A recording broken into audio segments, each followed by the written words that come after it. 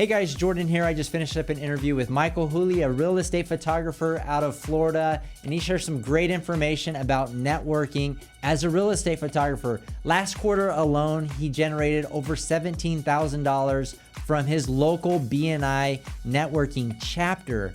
So if you're struggling to get customers, maybe you're trying Instagram and it's not working, this is an episode you want to listen to because it might just give you ideas to generate more revenue in your business. So I hope you enjoy the interview. Hey guys, Jordan Nilsson here on Real Estate Photography Hub, and today I have Wholey out of Clearwater, Florida, a real estate photographer. Thank you so much, Michael, for joining me for this interview. Yeah, I appreciate you having me. Yeah. All right. So to start off, we're going to let people get to know you a little bit better. So we're going to do some rapid fire questions. When did you get into real estate photography? I got into real estate photography about 5 years ago. Did it part-time for 2 years and been full-time for the last 3. Very nice. So you're currently full-time, right? You transitioned from, that was the next question, right? If you're part-time. So 2 years part-time and 3 years full-time?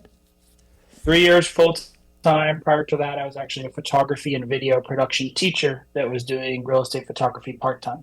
Very good. And what's been your best year so far as a real estate photographer? We're in it right now. We're killing it. We're doing on average, about 15 homes a week. So I started as a one-man band, and I got 2 part-time guys working with me, and we're doing a lot of houses, anything from 200,000 to 3 million. Very nice. So 15 a week. That's awesome. Obviously growing the business. And then how long, okay, we already talked about that. It took you 2 years to transition from part-time to full-time. So to have 15 jobs or however many jobs you guys do on a regular basis, how many repeat customers are you currently servicing to make that happen? On a Rolodex, is probably 40 regular agents and brokers, and then consistently picking up new business from new agents or from agents switching their previous photographer. Right. Okay. And so do you recommend, if somebody's starting out in real estate photography, obviously you started off part-time, but do you recommend, I guess in hindsight, that somebody start off part-time doing it as a side hustle, something on the side, or do you recommend somebody just jump in full-time and get it going? I mean, it all depends on your circumstances, right? Like the life of a business owner is hard. First year, there was not much money made, but I had a little bit of a honeypot to pull off of and felt like I was gambling myself. So if you have the ability to jump full time, just be prepared to keep the overhead low, eat some Cheerios and SpaghettiOs and get it rolling. That's kind of my transition from part-time to full-time, was knowing that I want to do it, but knowing the leap would be hard once it becomes a source of income. Right. So what were some of those learning experiences that you had making that transition that made it maybe some challenges that you faced?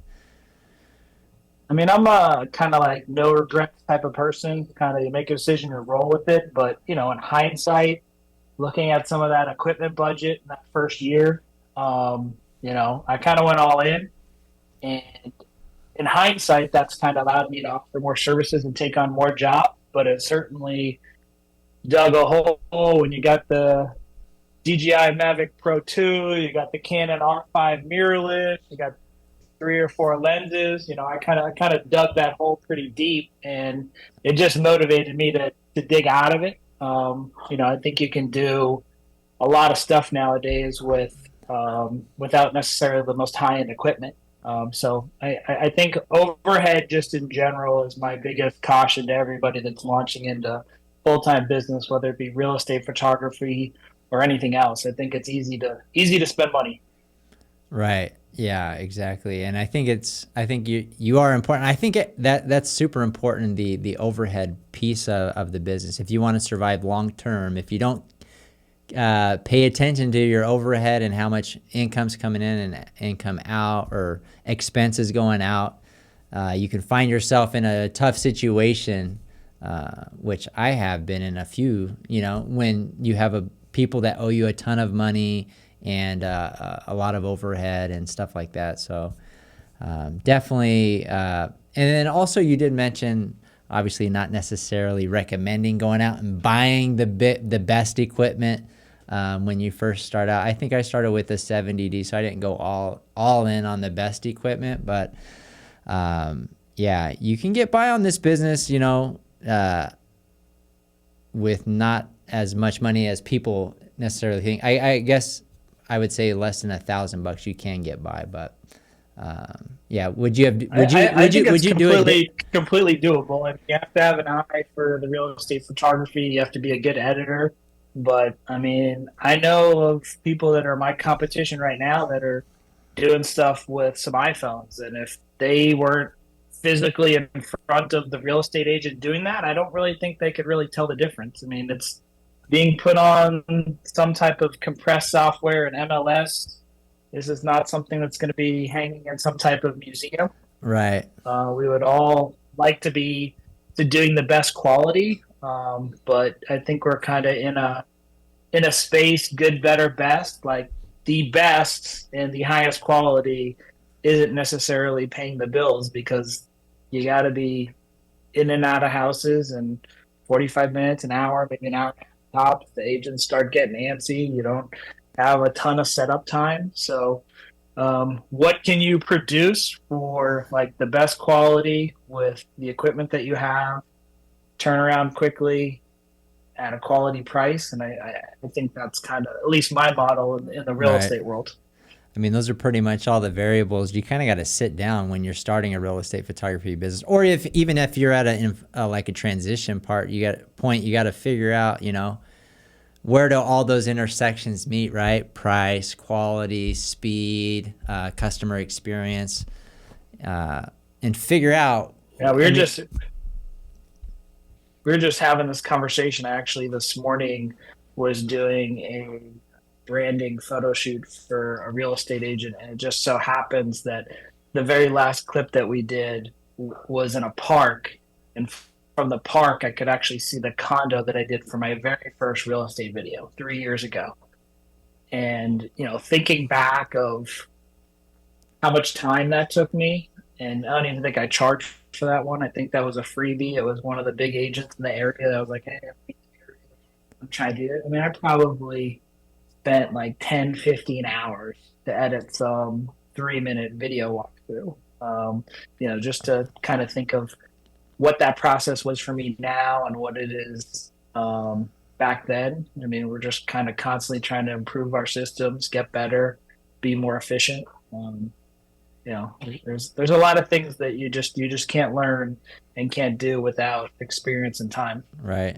And I think that's something great about this business is you can kind of evolve it as you see fit. And especially when you acquire like the skill set of editing and stuff like that, there's always room to improve your efficiency. So that 10, 15 hour shoot for a 3-minute video, what does that take you today to do?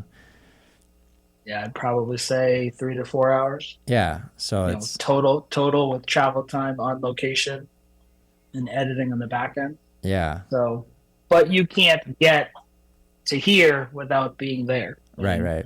I'm still experiencing that in every part of my business, where we do more than just real estate photography. So when we launch a new service or we're learning something, like we have to know that it's going to kind of take more time in the beginning to get that process and procedure down and get better at it.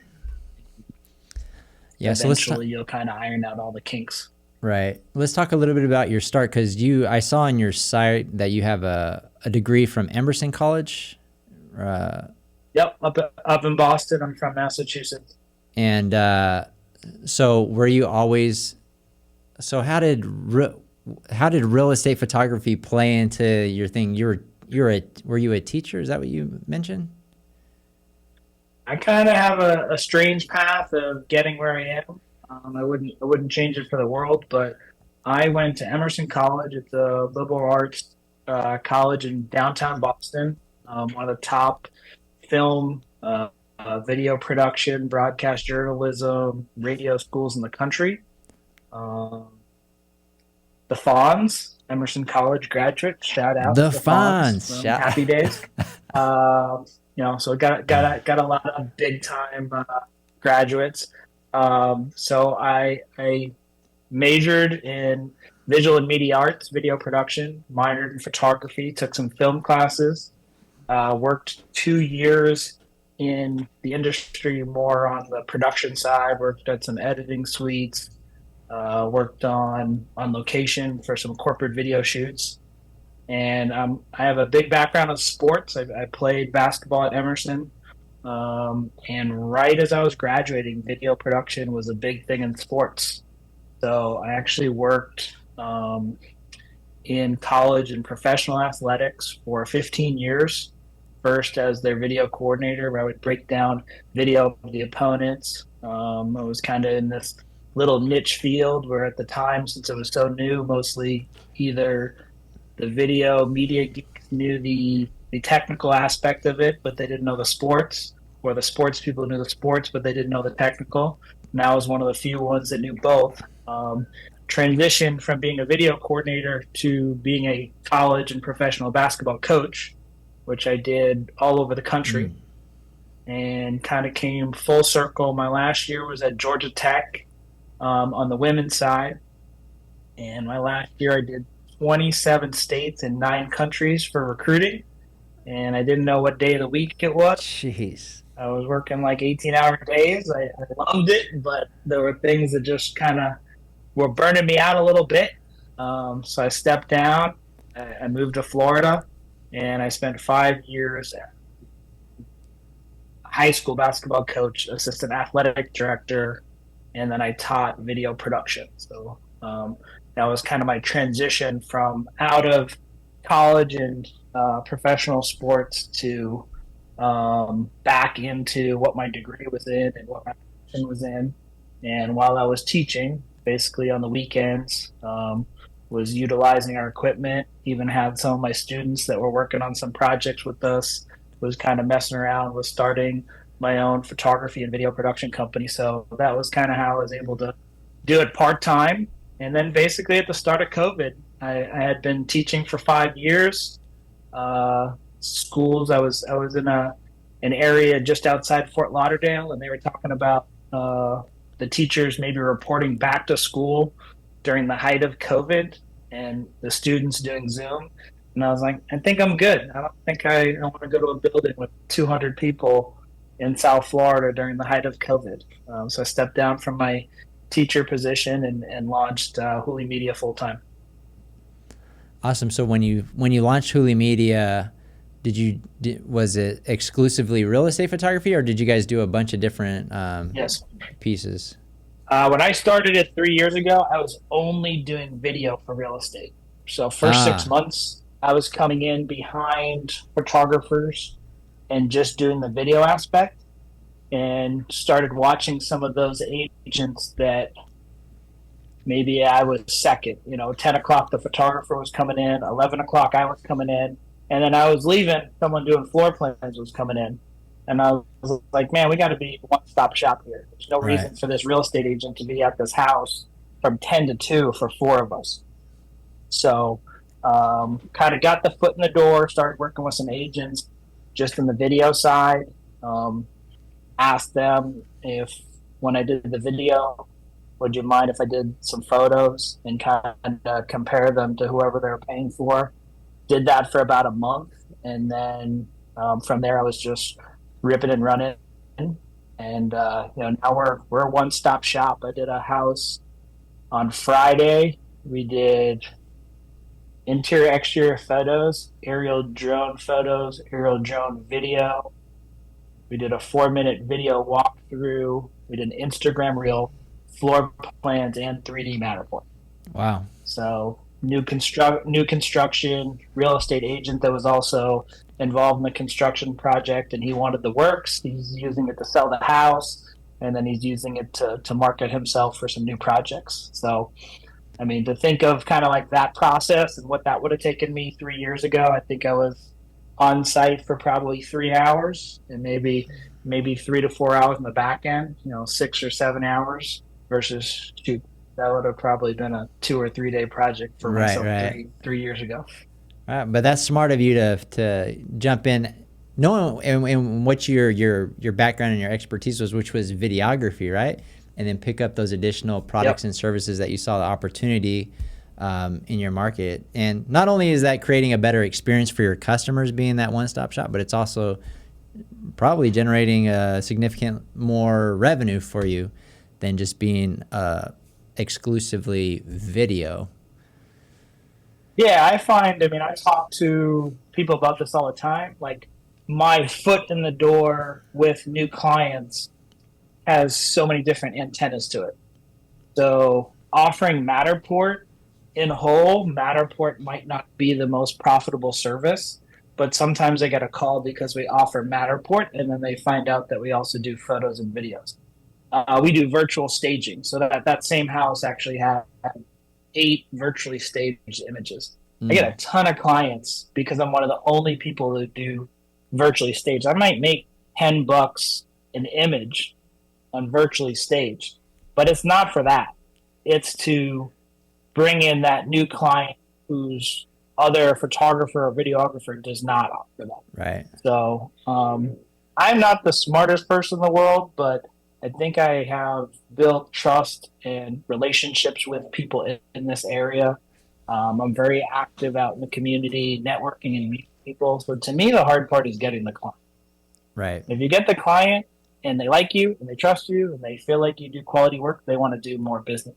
So my thought is if I have that person, why do I want them to outsource different parts of their business to other people? Why can't I just be the one to kind of service it all? So I don't know. There's some book or there's some strategy that Costco sells, like their chicken at a loss or something. They're just trying to get you in the door because the chicken's so The cheap. rotisserie chicken's $4.99. Yeah, so I'm willing to do those things in order to gain their business full time. I do that. I do that a lot with headshots. We do a lot of headshots at networking events and things like that. The Yeah. headshot is not the moneymaker. It's the opportunity to be at a big event with other real estate agents and brokers that you get to spend 30 minutes with them.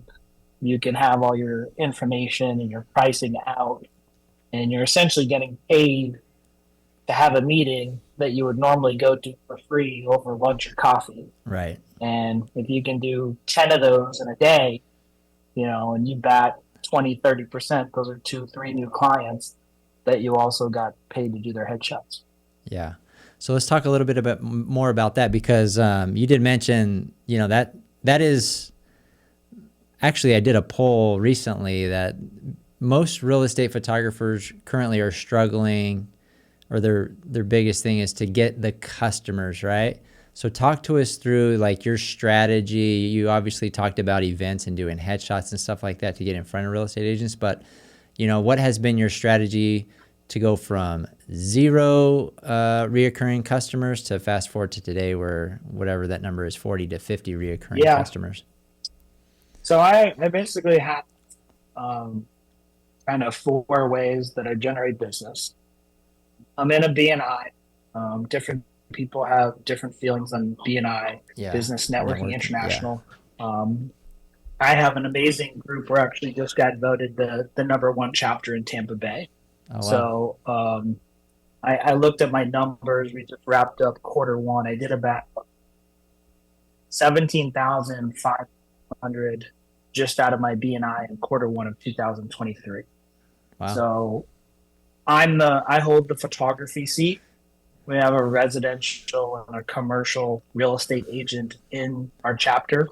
I work with both of them, but one of the reasons that we offer more services is through my relationship with BNI is, hey, if I'm going to be in a BNI and the only 2 people that I care about working with are the real estate agents, this doesn't make a whole lot of sense to do this. So that's one of the reasons I offer headshots and other photography and video services, because I work in that room with the guy that builds docs. I work with the chiropractor. We do all types of content and social media stuff for this. So BNI is a way that I connect with people. We have a mortgage broker, we have a title agent, a home inspector, uh, 4, 5, 6 other people that work in the real estate industry all the time. So constantly trying to refer back and forth. We just brought in a new cleaning company, and she's targeting Airbnbs, and I do really well at Airbnbs. So we've developed a one-to-one referral program. If I do an Airbnb, I literally give a flyer that says, "Thank you for being my client. And by the way, if you need cleaning services, here's the Mm, cleaning company I recommend." yeah. And she does the same thing. So a direct one to one. So BNI is a good source for me. As someone that started as a one man band, everybody wants a sales team and all that. I have 60 people out there promoting and marketing my company constantly. Um, we have one of the coolest things in our chapter, which I wish every networking group could replicate. But in Tampa Bay, probably like most areas, we have a lot of Facebook groups where Mm, people post and request things. If someone posts that they're looking for a real estate photographer, I can take that post and I can copy it into our group, and then my group will go mass tag me. So by the end of the night, if there's 60 comments, 30 to 40 of them will be for me. sneaky, sneaky, And sneaky. we do that. We do that for everybody. Like it's actually the guy that came up with it in our group. He does a junk removal company, and he was having trouble referring us. So he was looking for creative and innovative ways to do that. It doesn't guarantee you get the job, but Yeah. we certainly kind of saturate that post, and it's pretty amazing. And even when you don't get the job, it's pretty cool to see, like, man, look how many people are pushing Wholey Media. Look at how many people are recommending Michael Wholey, and vice versa for all theirs. So BNI is a big part of it. Um, we have an organization called Pinellas Real Estate Organization. So if you are a real estate agent in Pinellas County, you have to be part of Pro.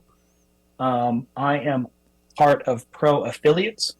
Mm, So we have 900 people in Pro Affiliates. So BNI meets once a week.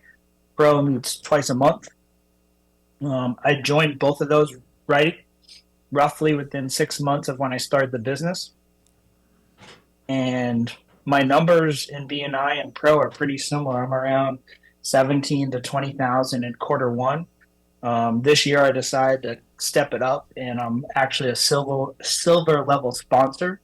So in our large banquet room where we meet, I have a 40-foot banner. mm. They hold about 10 classes a week in there. I'm like, how much does it cost for all these new real estate agents to be bored in some education class, Oh some GRE gosh. class, and just be staring That at Wholey Michael Media. Wholey and all services and things like that?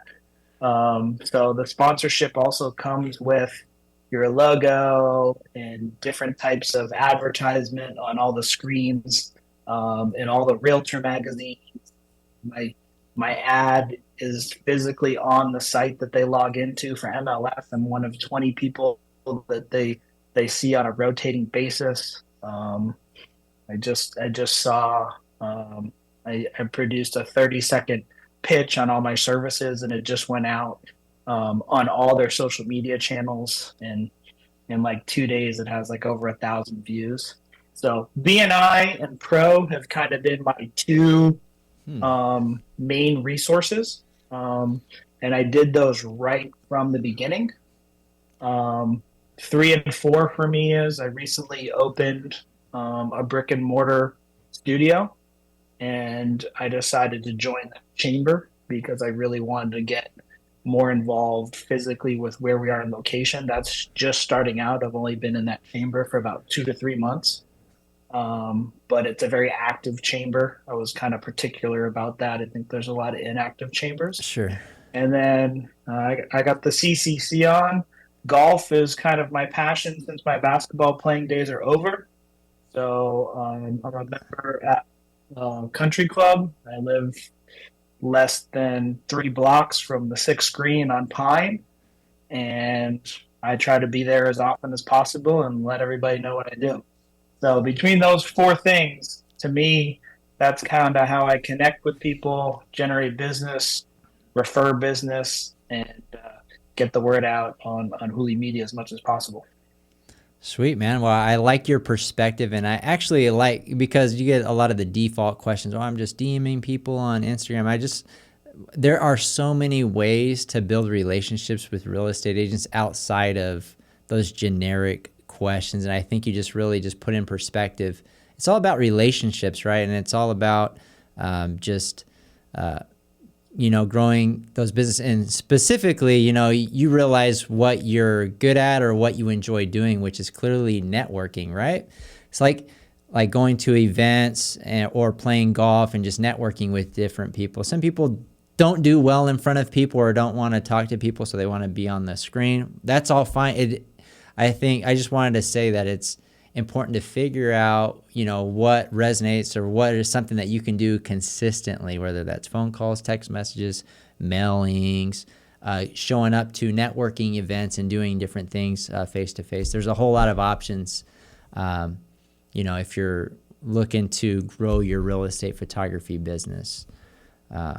I typically do pretty well if you put me face to face and me and you have a beer. So yeah, there's only 24 hours in a day. You have to be doing that 5-7 days a week.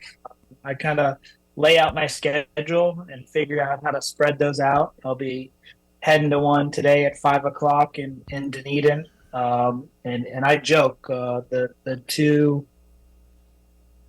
companies that I work with that are taking on some part-time work are other real estate photography businesses in my area, and we work really well together. And I'm like, listen, like, all of you are better than me. You're better technically. You're really, really. I just happen to have the gift of gab, and I like to be out. I coached college basketball, and when you coach college basketball, you think you're going to be a coach. No, your job is to go get players. Your job is to go recruit. You right. have to sell what you're doing. So it's easy for me to sell the services and the things that we're doing. I'm passionate about it. I think we do a good job. I think we offer it at good prices. I took a couple of the real estate courses when I first started and read about sending 20 DMs a day. And, Right. I get all the email campaigns and the blogs and all that. And I'm like, if I'm deleting these, if I'm annoyed by these, then these are not for me. I do understand that there is a persistence that is involved. I mean, I'm wearing a shirt here that is a complete Facebook purchase that was just shoved in my face for like 6 straight months, and finally by like 6 months, I'm like, if I'm still liking it and I still like the shirt, then I'm gonna go buy it. But I think more often than not, for me personally, that's more of a deterrent than wanting to do business. So I try to stay away from that stuff and just do it in other ways. Yeah, and I like the sneaky tagging, because I'm not really active on Facebook, but when I was, I'd get tagged a lot. You'd be surprised how many real estate agents don't know where to, I'm looking for real estate. That's a common question asked in real estate agent groups. So join some of those groups if you're not part of them. I am a licensed real estate agent, so I've been in these groups for a long time, and just knowing like how many times I've seen, I'm looking for a real estate photographer. Those are and then having that social proof of people hey, Wholey Media or whatever in the comments, it's not a guaranteed customer, but it's an innovative approach to getting customers that I never thought about, because there are some times gotta give a shout out to Ron, easy peasy junk removal. He came up with the idea. BNI Grand Slam. We love you, Ron. Keep it going. Yeah, that's awesome. So anyways, talk to us a little bit about what you have going on. So you really only been full-time since 2020, since the pandemic, right? Yep. So what do you have in store for the next 5 years for your company? Well, the brick and mortar location is less about real estate photography and some of the other services. I would like to continue to build our network and our relationship with the realtors in this area. Um, Nobody's going to stop moving to Florida anytime soon, Right. which means no one's going to stop trying to be a real estate agent anytime soon. There's more and more good real estate agents every day. So I'm looking to continue to expand our real estate network and our real estate growth, and then um, really the overall direction is just content is king. So my new studio, maybe we can do a swap here. Maybe I can bring you on my podcast. We just Hey. opened up a podcast studio. We have a 600 square foot green screen with three cameras, a teleprompter. So I'm doing a lot of um, content databases for different companies, pushing education, pushing services. We have a separate area for headshots. So that's probably the growth. I think what I've learned about the real estate market is when it's hot, it's great, and it's really hard to keep up with, which is why I've brought a couple more people on so that I don't have to say no. But it does get slow at times, and I don't want to be the business owner that's sitting around twiddling his thumbs, sending blind DMs to real estate agents when the Right. market is slow. I would rather pivot to some of these other services. Sure. And so talk to us a little bit about that, because they're about bringing on additional help, because there's a lot of different routes people can go. Talk to us a little bit about your specific setup. What does that look like, and what thought process went into bringing on additional photographers for Well, support? I'm open to ideas. You probably have a lot more experience at it than me. I'm always picking people's brains of what they're doing and how it's working. I think the bigger your company gets, the more you get away from doing what it is that you do. You become more of kind of a people manager and a team manager. For right now, I'm trying to avoid that. I'm still doing about 70% of the Mm. work. But really, I'm just connecting with other real estate photographers in the area that are either trying to start their own business or have their own business and are just not super busy. And we've just kind of reached agreements and partnerships. They don't work full time for Wholey Media, but if they would like to come under my umbrella, they can continue to market and grow their company. But when they're on a job site for Wholey Media, they're representing me and our company, and it's been a really beneficial relationship. The the two companies that I'm doing that with, um, it just seems really positive on both sides. Yeah. So, right. So it's basically, so you still do about 70%, so that it's just on those days where it gets too busy, you can't take on more jobs, you delegate to them. Is it like a percentage split, or how? Like, I'm just trying to put myself in the shoes of a Yeah, real estate photographer we have that's different we have different arrangements. I basically go over to them like what my pricing is, and what are they comfortable with. I have different arrangements with different companies for pricing. But yeah, last Friday was a perfect example. Just however the week fell, all of a sudden 7 jobs in one day, right. and it's like in You the better get past as your a one shoes man on. band. No, get your running Yeah, shoes. Put your basketball shoes back on. yeah, No, I'm just kidding. yeah. So in the past, when I was a one man band, I would either had to try to push them to the weekend, which real estate agents typically want everything exactly when they want it. Right. Say no, or watch them go work with someone else. Right. So I mean, I did 4 of them, or I did 3 of them, and one person did two, and one person did two, and Wholey Media did 7 in the day. right. So that's been really beneficial for me, and it seems to be really beneficial on the other side for them. One person's just starting out, so I've been able to give him kind of like an entry point where it's low pressure. Typically, send him to a house that's vacant, where we're going with a lockbox. can take his time a little bit more, doesn't have someone looking over his shoulder. Give him feedback afterwards that's not like, hey, you did this wrong, just like, this is how to get better. I think anytime you're starting out, you're going to learn on the fly. Bathroom number 2, the toilet seat's up, got to put it down. Right. Drone, we're in Florida, we need to show skyline, proximity to water, work on your angles, things like that. Maybe take a little extra time and move the trash barrel from the side of the house so you can't see it. So that's been my growth, is me becoming more efficient so that I can do more in a day. And then bringing on staff that I have good positive relationships with, that they can grow while I can grow. Yeah. And my thought is, with at least how I'm doing it now, would love to be able to put someone on full time. But my thought is that the people that are working for me are probably 2 to 3 years at most. And then they build up their book of business big enough that they don't need the extra work for me. And then I kind of look for the next newbie, the next starter up company to work with them. I don't know how it works in your area. I feel like we're fighting kind of like the big box, generic corporate real estate photography companies that are trying to come in and undercut pricing.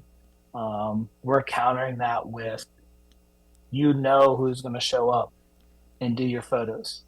You've built a relationship of trust. You hire that company, you might be able to save 30, $50, but you're going to get a different person every time. They're not going to go the extra step that we do.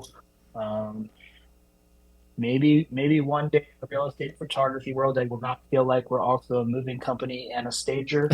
But until that day, I will be that photographer that will take the extra time to move things out of bedroom, to clean things up, because I want the house to look as best as possible, even if the agent or the owner of the house do not recognize that maybe they should have taken some extra steps to Right. present a little bit better.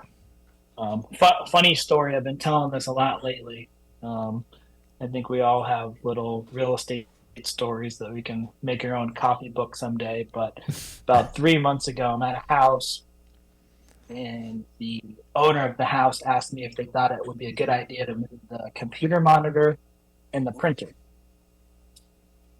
I looked at them, took a little pause, can be a little bit sarcastic that I gotta watch myself sometimes, and I go, well, it is the kitchen table, so I do think it would look a little bit better if we moved the home office setup and made your dining room look a little bit better. So they kind of chuckled back at me, and we took 10 minutes and we unplugged some extension cords and power strips, and we made the dining room look like a dining room rather than a home office. That's funny. That's what you can come to expect from Hey, but Wholey maybe Media. they're trying to We'll go market the it extra as an step. office. It's a office slash dining room. Yeah, who knows? You can get pretty creative with a lot of rooms. But I really like the point that, when bringing on additional help, I think this is something that a lot of real estate photographers struggle with. And I know that this was, when I started, it was something in the back of my mind. I'm like, what happens when I have to turn that customer away, or if I get so busy? Like, I was so hell-bent on delivering the best customer experience, where I would be up late editing because I didn't want to tell anybody no, because I was, you got to do those, you got to go the extra mile in order to retain your customers. But you might run into a situation where it's like you have 10 jobs in a day, you physically can't do it, and maybe you're on from one side of the city to the next and going all over the place. There's a lot of dynamics that you really have to think about as a solo real estate photographer, that I think it's important to have a contingency backup plan to really preserve your customer experience, because that's the thing that's gonna keep you in business for the long run. It's gonna be that customer experience that will continue, in those relationships that you build. So I think for those real estate photographers that are maybe solo, maybe they're starting to get bigger, obviously you can control your demand and slow it down, but raising your prices and different things depending on what you want to do. But if you are looking to grow your business, that's definitely something you got to think about pretty early on, because there could be, even if you're new, there could be a day like your last Friday, you just get dumped on, 7 jobs. How am I going to do all this? And like you said, real estate agents, a lot of times, maybe the homeowner's only off on that particular day and time. They're only available then. Or maybe there's bad weather in the weekend, so everybody wants to do it on this particular day for some reason. Having people that can help out, network with different real estate photographers, I think it can be very beneficial for real estate photographers in general. It's definitely been huge for me. I mean, I think I only know Florida because that's where I'm at, but at the height of COVID, where it seemed like everyone from New York and California, New Jersey was buying a home in Florida. Um, Right. I know prior to bringing some staff on, there were weeks where I did 17 to 20 in a week, and there wasn't a whole lot of sleep. The golf game was not very good. There were Sunday just complete crash and burns just to try to catch up with a deep breath to look at what the next week looked like. And, you had to give yourself a pep talk because you have to remember that your starting point at that point was 2 years ago. You had weeks where you had 4 jobs and 2 of them were free and one of them was half off. Right. So obviously things are going in the right direction and you're doing things well to grow. But the overall shelf life of having this business long term, I just realized that I physically could not do that and didn't really want to. Whether the real estate business will ever get as busy as it did during that, highly doubt it. I mean, it was like a combination of so much volume and then the turnaround time had never been more important because technically that agent could probably take a picture of the front of a house with their iPhone and put it on MLS and sell it the next day, but they were still invested in professional photography and videography. So that's where I got to the point where I guaranteed that we would turn around in 24 hours because I didn't want the text 24 hours later when I hadn't finished editing, but they had already sold it. So we needed to turn it around quickly and deliver it. So it's certainly been beneficial to me. I feel like the relationship with those that are working with me is pretty strong. And I'm now consciously kind of thinking of what their strengths are and how I can put them in places to be successful. I think what you hit on is my biggest struggle is I'm a relationship driven person. I'm a networker. Um, I've built this kind of from the start up. So those 30, 40 agents, brokers, they come to expect me to be there. Right. So in my growth, what I'm trying to do is still be that person for those 30 to 40 on that busy Friday, do a soft introduction to them to say, hey, I'm slammed today. This is kind of the only way to make it happen. And then as new clients come in, have them be their first point of contact versus me. But it has been very hard for me to have a relationship with someone for 2 years and be their go-to photographer and know that there was someone that they used prior to me. And why did they go with me? Maybe that person got too busy, or maybe that person got too expensive, or maybe that person got bigger and started passing them down the lines. So I've tried to protect those relationships with those people that have been with me on day one, introduced the other staff when it will not be me. But my overall growth plan is to kind of try to maintain those people as my clients and then introduce the new clients to the staff. And that's been said to me a lot of real estate Facebook chats, and you see that a lot.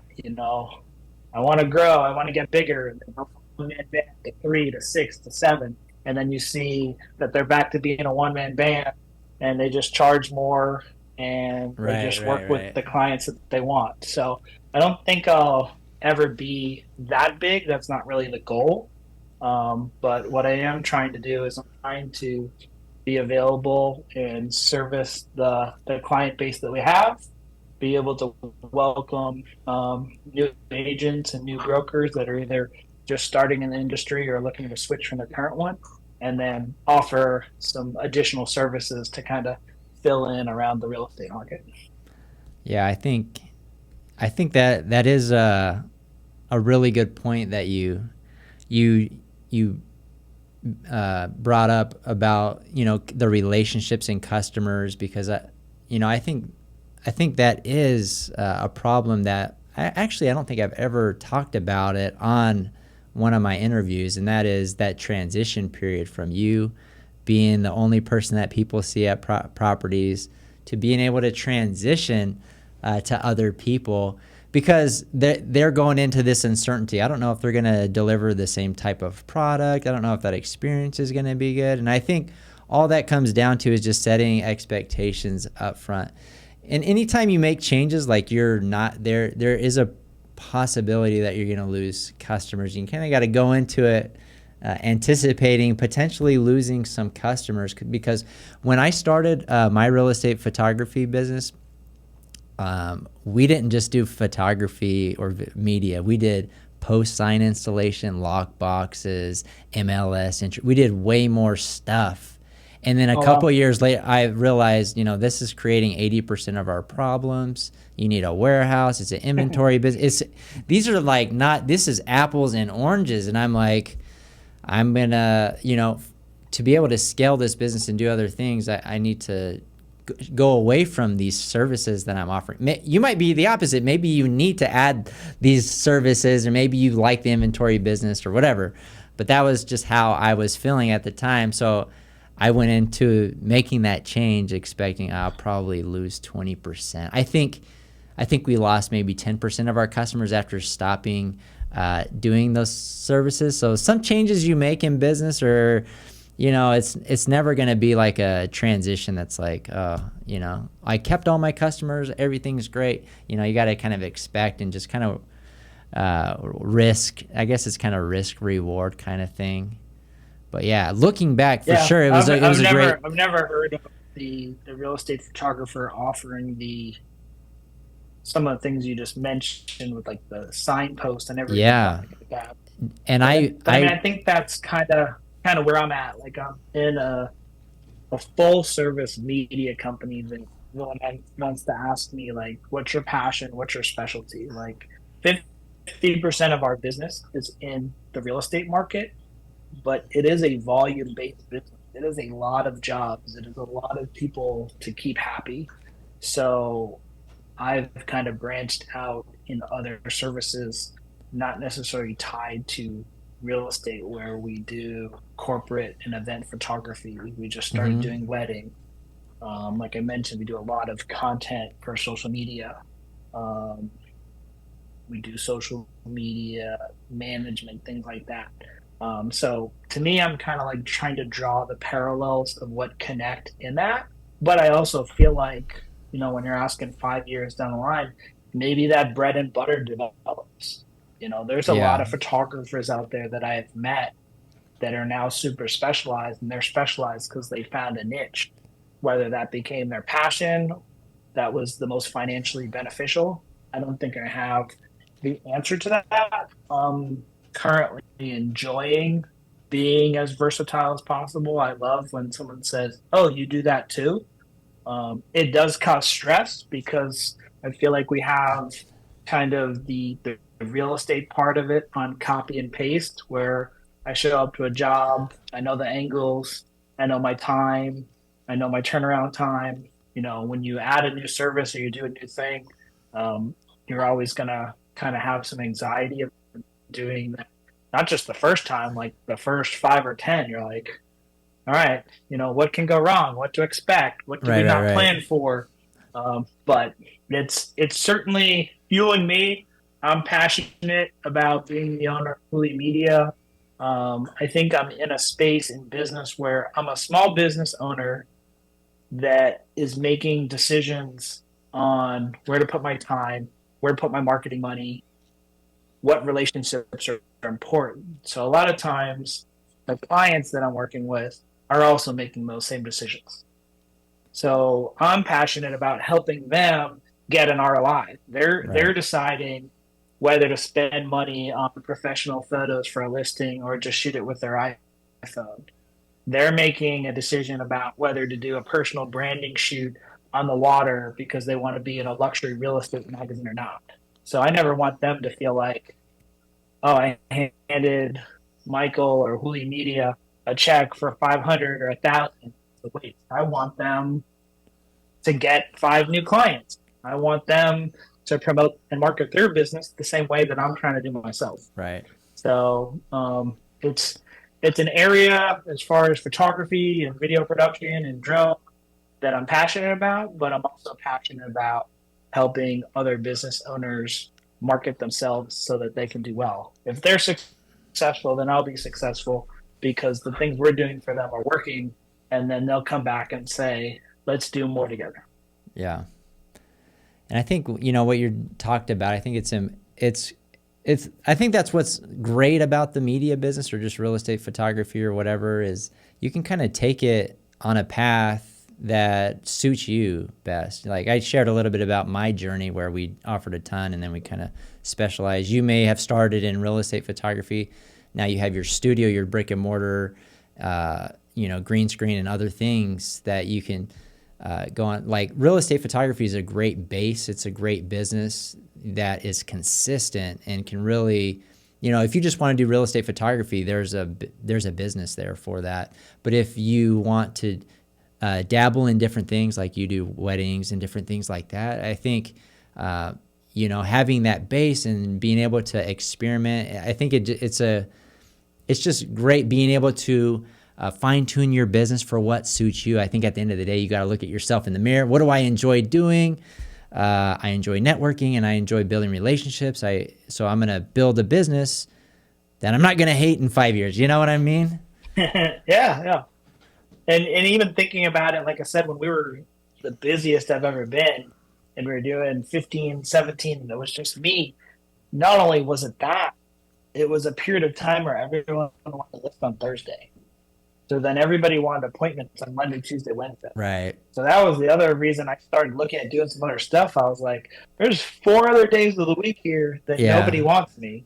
So, an editing day, accounting day, an office day was great, but trying to identify when some of those gaps were, things after sunset. If you're not doing twilight shoots, that's when I would start doing like family portraits. Yeah. I agree with you. I mean, I'm passionate about a lot of things, whereas I know a lot of other photographers and videographers are super niche and they only want to do the one thing. Like I truly enjoy looking at the calendar for the week and saying, okay, we're going to do 12 homes.